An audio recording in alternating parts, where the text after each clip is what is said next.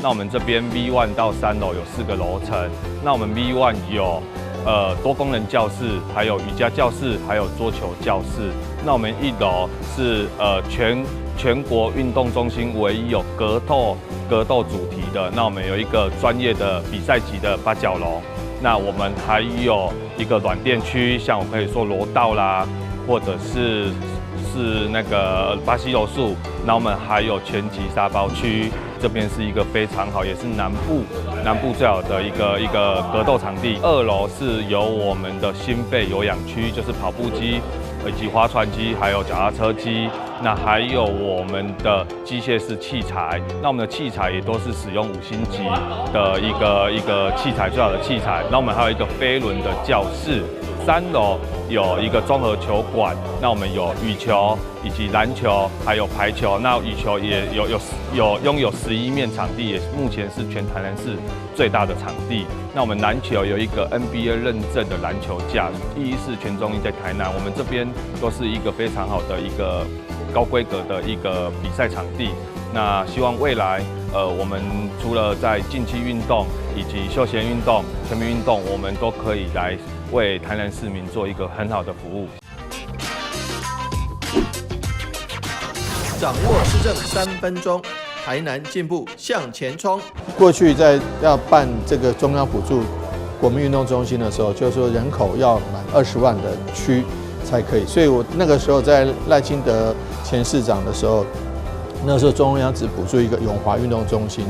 那之后呢，要在全民运动馆，中央台南市只补助2个，也就一个在新营一个在安南区。那接下来我们台南市要靠我们台南市自己，所以不管是永康全民运动馆，或者是未来在仁德在其他的地方其实都要靠县市政府自己的财力自己的经费。那我们就想到了可以跟这个教育机关来合作，因此我们跟国立台南高商合作把他们这个学生这个使用的范围之外，可以提供给社区民众来作为一个全民运动中心的一个建制。那可以看到这里场地非常好，那也可以提供给市民朋友们周边的这个社区朋友们一个非常好的运动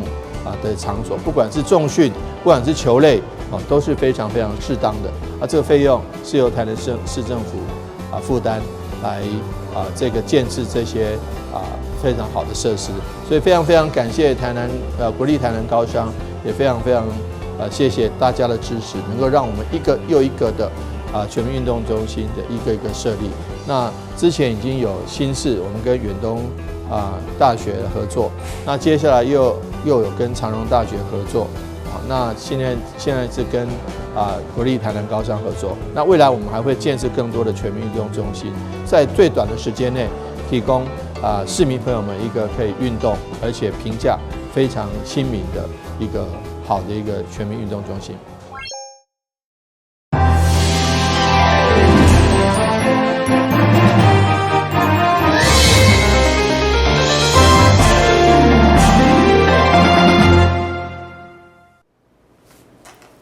你好，是观众欢迎收看7月3日中嘉台南电新闻。为了让病院员工在工作以外，麦当保持全人健康，基于病院在今年4月重新启用员工体适能中心，提供全新的运动器材加多样化运动课程，同时甲台南在地力切企业合作，将运动甲热能结合，一方面运动麦当发展。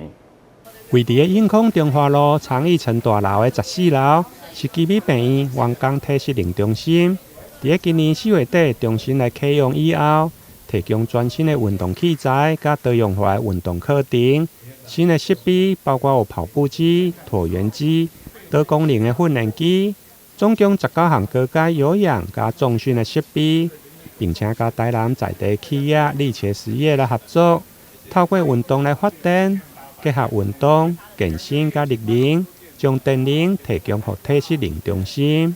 员工的健康是企业最好的投资，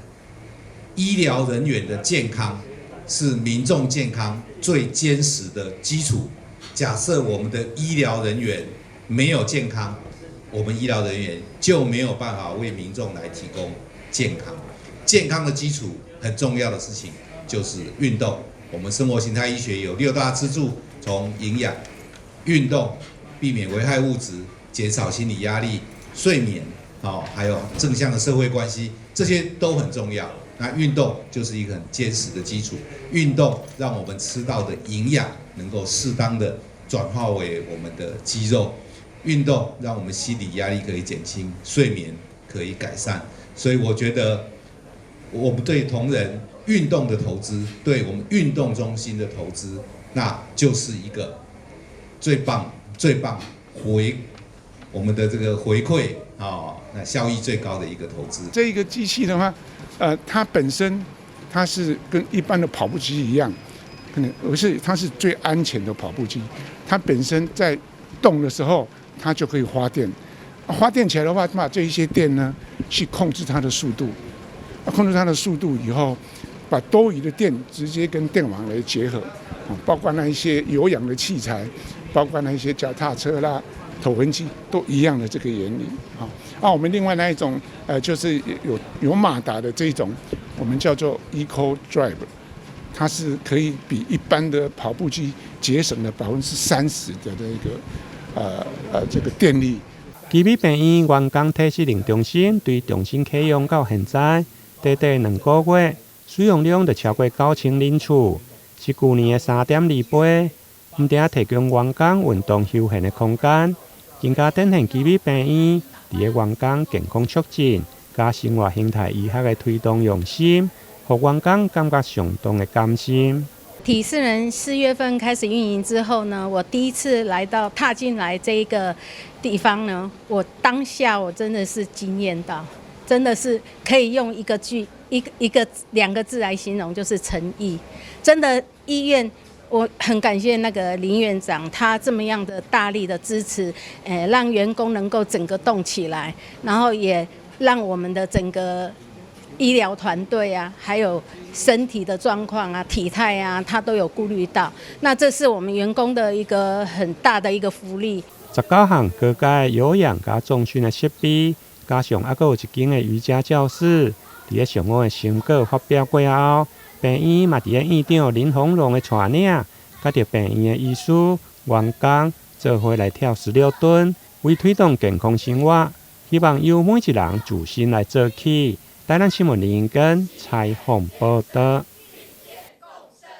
华山基金会安平爱心填晒站在地服务已经届满18天，服务超过265位长辈，经过孤单无伴日子。为替这群时段完成梦想，3号因特别伫感恩大会举办在艺表演，其中高龄84岁阿嬷嘛装扮小生，一顶歌喉，场面相当热烈。华山基金会安平填晒站在地服务届满18天，目前服务40位孤单无外客的弱势长辈。站长会议10当前才10位之间，现在已经有90位，嘛可以一路行来，感动甲要流目屎。除了做伙陪伴照护以外，也有俩龄、义诊、主家等多元的服务。3号伫感恩大会当中，侪阿公阿嬷拢盛装打扮要来表演才艺，其中也有曾经伫歌戏班服务，今年已经高龄84岁吴阿嬷嘛要上台一顶歌喉，做伙完成因心目当中的梦想，再现风华。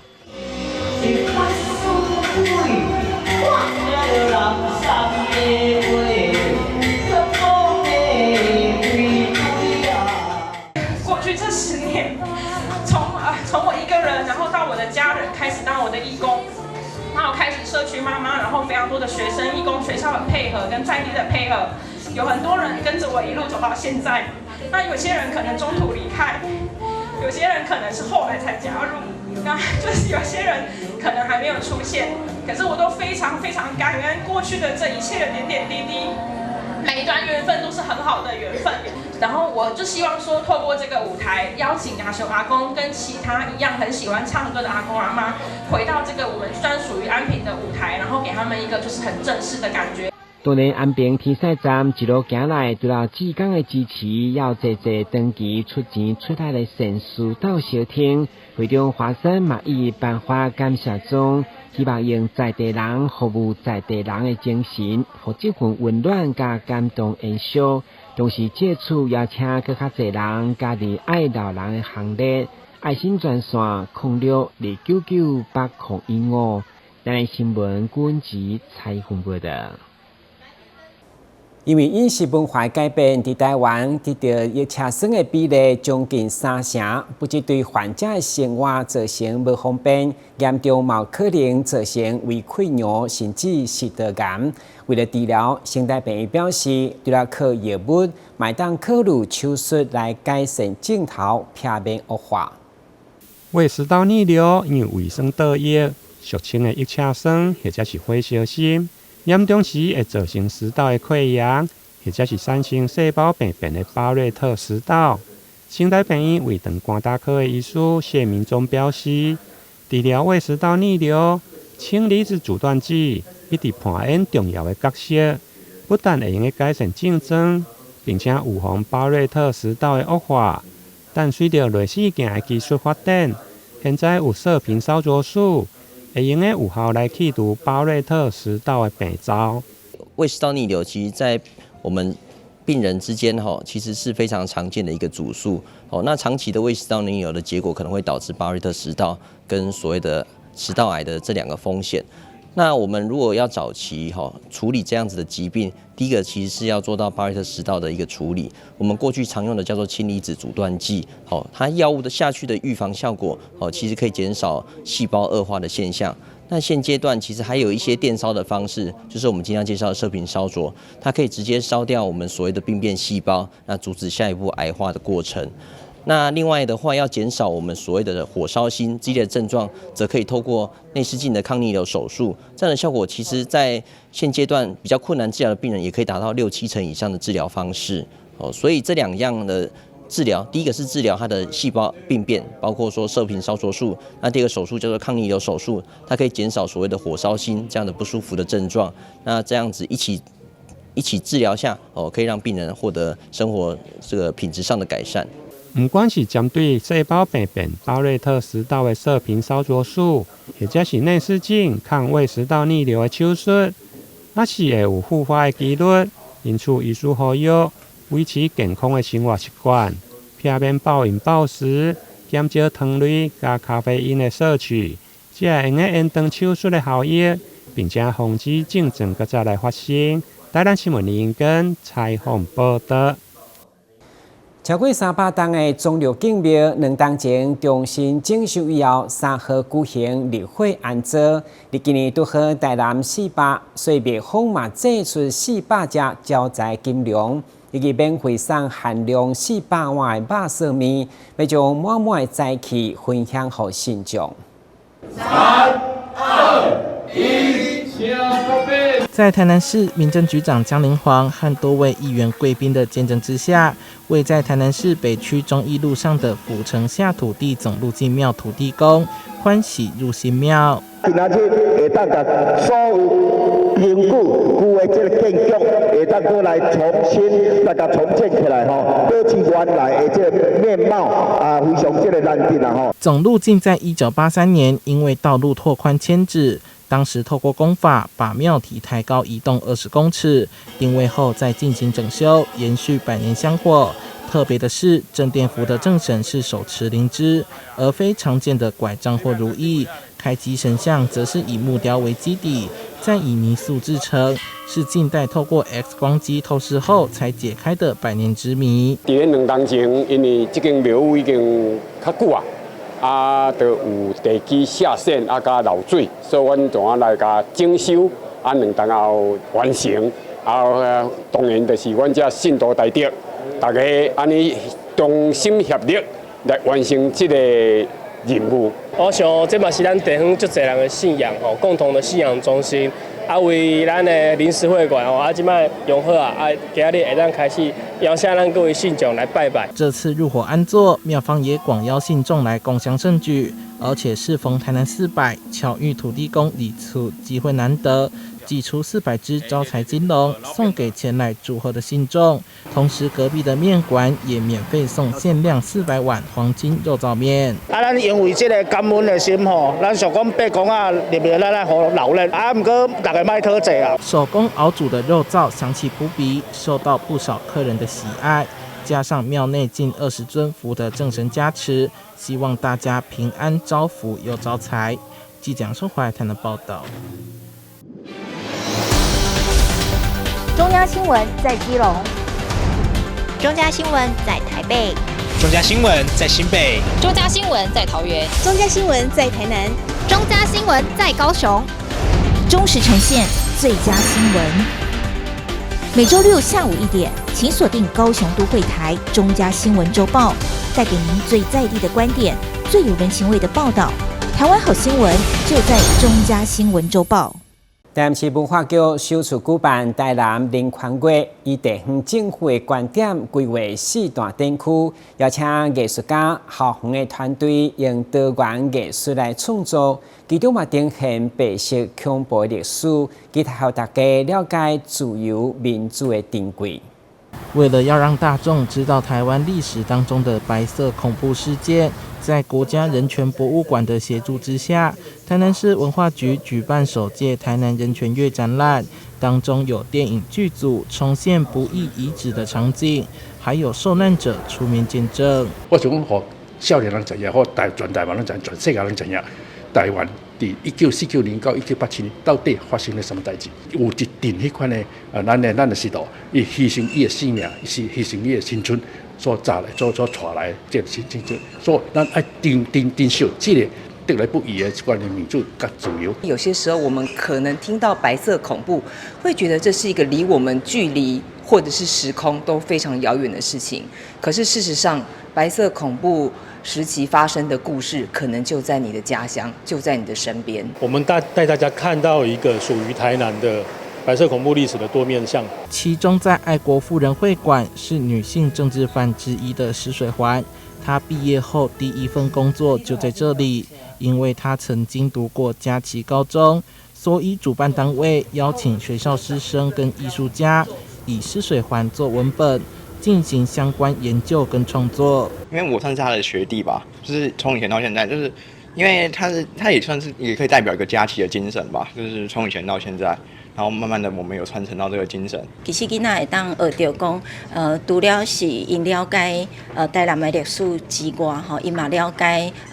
嘉义高中这100年来的这个历史。台南人权月展览有4大展区，总共展出28组创作。也有人权音乐会跟讲座等22场不同形态的活动，要让大家感受在那时发生的历史故事。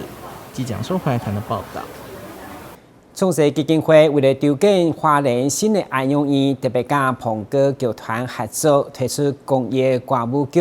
希望用经典的表演，在暑假期间吸引大小朋友来观赏。除了要将日常更的收入来做爱心帮助植物人，也当200公益转送给弱势家庭，让因有机会到剧场看表演。创世基金会为了筹建第18间在花莲的安养院，帮助当地植物人可以返家安养，特别和苹果剧团合作，推出全台第17场的爱聚在一起公益舞台剧。台南场就定8月4号在鸿运文创中心演出。不过因为预估800张票，目前认住不到1成，所以双方在凯斯兰美国学校召开记者会，卖力宣传。一开始，孩子们的草裙舞迎宾已经炒热气氛，而当经典的冒险歌舞剧《抓龙特工队》当中的小魔龙和公主现身，更是让小孩子嗨翻。希望大家因为爱聚在一起，也因为看剧一起付出爱。集合有爱心的这个民众都能够成为抓龙特工队哦，就跟我们这个主题温柔斗士一样，爱聚在一起，因为有爱，所以让我们聚在一起。因为看的剧会让我们都能够付出爱。我们第18所新的安养院，我们现在要建在偏乡花莲。那在8月4号晚上，我们有一个儿童剧。那这些儿童剧的票的收入呢，我们也都作为建院使用，所以呢，非常欢迎大朋友、小朋友共同来支持我们。创世基金会安养植物人的行动，长期以来也受到很多企业和善心人士力挺。其中，台南区知名的不动产集团品牌就持续捐助，希望抛砖引玉，号召更多民众来认助入场券，一起做公益。那一直以来，我们除了在募集发票，还有韩式尾牙，甚至什么尿布捐款等等，我们一直以来我们全体动员大家每一位伙伴们，他们都是发自内心，而且现在一直持续以来已经传递到我们的客户的朋友，因为我们全台有2万多人，我们散发的力量很大。那我会觉得，如果以爱心这样子的支持，我觉得我们怎么做都永远不够。我想我们就是透过抛砖引玉，让社会大众有更多人知道有这样子的一个单位。为了帮助创世筹募花莲分院，爱心大使钟欣凌也透过影片宣传，呼吁想要认助入场券民众，可以到创世官网连带售票系统或以电话洽询06-260-1655，每张捐款600元，而且还可以2次公益转赠给弱势家庭，让他们也可以到剧场欣赏精彩的演出。爱聚在一起，抓狼特工队，台南新闻郭文吉采访报道。热热天气，和天高的危险指数愈来愈增加。对此，高雄市卫生局在大力整顿环境时，嘛发现大楼的公共停车位有一台废弃的电动机车有决绝，不过因为找无车主，被卫生局来开单。大楼管委会认为公共区域无法度管辖，佮几摆提出申诉，才得到厘清。大楼走道前，地面上画有停车格，一整排机车停好停满，还有好几部是无牌电动机车。由于时至夏日，炎热的夏天让病媒蚊蠢蠢欲动，卫生局也加紧脚步，大力整顿市区环境卫生。而在前镇区的这一栋大楼，因为在公共停车区域的一辆废弃电动机车上发现了决绝，在找不到车主的情况下，大楼管委会遭开单告发。几次提出申诉后，并经议员协助，才得以厘清撤单。很用心的在检查了，但是这部机车停放这里已经很久了，那这个地方又是一个开放性的一个空间停车场，那不止他们大楼的人可以停，就是外来的附近的居民都可以停放在这里，所以那部机车到底是谁的，也一直找不到车主所有权人，所以他们就以大楼下去开，我想这样子对大楼来讲是非常的不合理。这边经由交通局大概10几年前已经来规划成属于机车的停车场，那完全是可以对外开放性的，所以我想这个全责不应该是完全由大楼来承担。登革热属于法治传染病，致死率极高。高雄市政府历年也投入大量的人力物力加以防范。市议员郑光丰则认为，民众对于登革热的防治已经有一定程度的认识和配合，卫生局在执行任务方面也应该多加注意，避免产生误会。几乎我们所有高雄市的民众都知道说登革热到底是怎么传染的，到底怎么样去做防治啊？那孙德清刷，其实这些动作大家都耳熟能详。但是呢，当然也有很多细节上，在执法上，我们也希望说，很多的民众其实都有在遵守。不过，我们也发觉说，像大楼很多的旁边，刚好有一些可能是屋主长久也没有住在那边，那因为开单其实也没有注意到，有时候会把这样的一个单把它可能遗误掉，或者再把这样的单子其实就把它嫁祸给我们的大楼管委会所以我们这个个案其实是有一点奇怪。那我们呢，经过我们的努力争取，其实疾管处这边也同意怎么样去把它做一个回归到真相，本来就不是管委会。我们希望这个，当你开单是一个非常只是一个手段，但是重要是勿忘勿重。由于瑞华里内大楼相当多，类似公共区域更是不少。为了避免这次的风波再次发生，里长表示会加紧清查废弃车辆，通报后移除，也请车主多多配合，莫在占地闲置。记者张世明高雄报道。感谢收看7月3日中嘉台南电新闻，我是顾文杰，咱再会。